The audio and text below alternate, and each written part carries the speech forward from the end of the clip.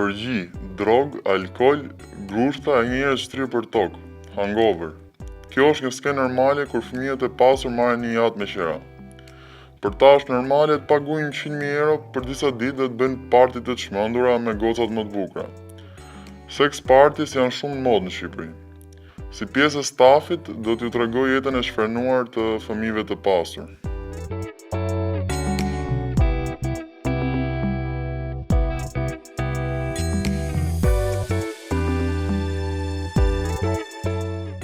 Ekuipazhi i një jati, sidoqoftë ai, me embarkime deri në 18 metra apo më shumë se kaq, duhet të jetë i përgatitur për çdo gjë dhe këtu nuk referohem vetëm mirëmbajtjes së jatit apo protokollit teknik. Ne duhet të jemi të përgatitur që nga sjelljet imorale deri tek çmenduritë më të mëdha. Që ju ndoshta e keni parë nëpër filma, apo për ne është realitet që ndodh shpesh.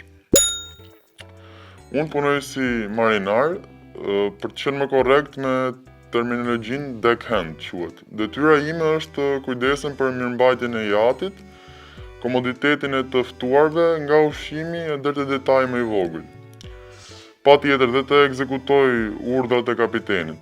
Nga jashtë duket si puna që ndërrojnë gjithë, po nuk është aq ideale sa duket.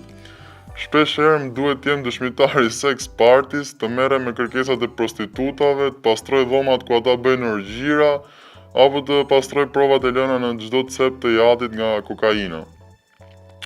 Tipologjia e klientëve që zgjedhin të marrin një jat me qira është e ndryshme. Por ka vetëm një të përbashkët, janë gjithë miliardera. Nga biznesmenët më të fuqishëm që e përdorin jatin një herë me gruan e me kalamajt, e një herë tjetër me dashnoren ose me miq, po ashtu me miliarderë që shirohen nga vajzat e reja deri tek fëmijët e tyre që organizojnë party. Këtu nuk dua të ndalem, sepse për ne sa herë kemi djalin apo vajzën një biznesmeni në bord, NZ është një red flag. Ndryshe nga prindrit e tyre, këta fëmijë bëjnë një jetë të shfrenuar kur vinë në jatë, dhe nuk kanë as taktin për t'u sjellë me edukat. Ata të sillen sikur janë zotër. Është një sindrom që prek pasanikët. Nëse ke lek, mund të kesh gjithçka. Djem apo vajza politikanësh dhe biznesmenë shumë të fuqishëm janë klientët më të rregullt. Mbaj mend një verë, u bëm gati të prisnim një jatë 11 persona. Ishim 60 staf. Jati që ishte rezervuar për 5 ditë kushtonte 80.000 euro. I dizenjuar për të akomoduar mbi 12 ftuar, me 6 suita, një master suite edhe një kabin VIP. Pastaj për argëtim përfshiheshin jet ski, kanoe, jacuzzi e shumë elemente të tjerë luxury, sepse bëhet fjalë për një jat luksoz me embarkim mbi 20 metra. Djali një politikani kishte bërë rezervimin me rastin e ditëlindjes dhe një nga kërkesat top priority ishte që në kru të ishte një barman për të përgatitur pijet.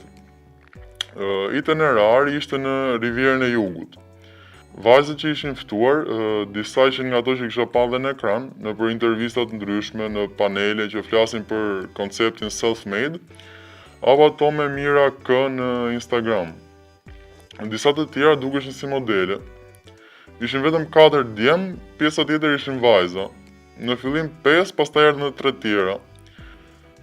Ditën e dytë në bord, nga 9 u bën 12. Festat në jatë nxjerrin natyrën e vërtet njerëzve. Në pak orë situata doli jashtë kontrollit. Jati u shndrua në një skenë orgjie. Ishte sex party më i çmendur që kisha parë. Të gjithë ishin tap, me alkool e kokainë. Ata përdornin 500 euroshin të bërë tub për të thithë kokainën. Edhe aty e kupton se sa pak vlerë ka leku për ta. Detyra jonë ishte të bëheshim të padukshëm, të siguroheshim që çdo gjë ishte okay, po parë në sy, pa u përzierë fare me të ftuarit. Përveç se një momenti ku dyshuam se njëri nga djemtë mund ishte kaluar në overdose, sepse nuk po reagonte fare. Dëgjum të bërtitura nga jacuzzi në pjesën e sipërme të jatit. Djali ishte me 3 vajza. Të 4 ishin nudo dhe kur shkum e gjetëm djalin pa ndjenja. Ne jemi trajnu për të tilla situata dhe shqyr Zotit ishte një marramendje nga alkooli dhe jo overdose. Në të tilla situata edhe ne jemi të rrezikuar të bëhemi pjesë të orgjive, jo me dëshirën tonë, po me kërkesën e klientëve. Ka patur raste ku hostes janë gjendur në vështirësi, janë ngacmuar seksualisht. Në raste që kanë pranuar, janë paguar ekstra, me dëshirën e tyre gjithmonë. Edhe pse në Shqipëri nuk kemi hostes vajza, edhe pse standardi e kërkon që hostes të jetë vajzë, është pak e vështirë këtu te ne, por nëse klienti e kërkon me ngulm, i sigurojmë. Shampanjë që derdhet si lumë, vajza me bikini ditën, e nudo natën, dje me purën dorë që shijojnë parajsën e pushtetit, është gati e njëjta pamje në festat që bëhen në jatë, ku kërkesat janë nga më naive tek ato më tekanjozët. Mbaj mend që diku nga dita 3, ku gjithçka duke sigurisht e normalizuar, nga kokaina dhe alkooli, disa nga vajzat kishin zbarkuar nga jati dhe kishin mbetur 8 persona. Djali i politikanit, ai që kishte përnetuar jatin, i kërkoi kapitenit të sillte striptiste me ngjyrë në bord. Kapiteni, si personi që administron gjithë buxhetin e klientit, në lidhje me të gjitha bleret e nevojshme për mbarvajtjen në jatë, me shumë vështirësi arriti të gjejë 2 striptiste brenda 24 orëve. Njërën me ngjyrë e tjetrën jo. Për çfarë i duan striptiste 4 djemve pasanik që deri para pak orësh kishin 8 vajzat më të bukura në bord? Për pushtet, sigurisht. Edhe për t'i treguar vajzave që ata marrin këtë duan, kur të duan, e nëse e dëshirojnë diçka mund ta kenë. Vetëm marrja e striptizve ju kushtoi 10.000 euro ekstra.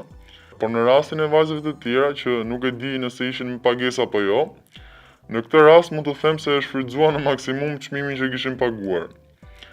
Për embarkime më të mëdha se 20 metra e sipër, jat apo super jat, çado qoftë, kërkohet një ekuipazh më i gjerë. Përveç marinarit dhe kapitenit, ka staf kuzhine, ka hostes ekstra, ku detyrat janë të ndara për çdo person që është pjesë e ekuipazhit.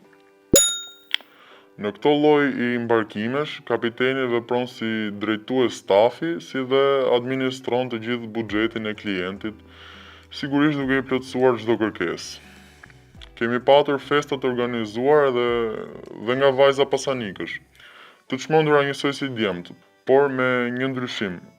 Djemt që ftohen, 99% janë gjithmonë të huaj. Ndonjë rast i rrallë ka qenë ku ka patur djem me vajza pasanikësh në të njëjtën festë. E vetmja gjë që nuk ndryshon është se për ata nuk ka vlerë lekë.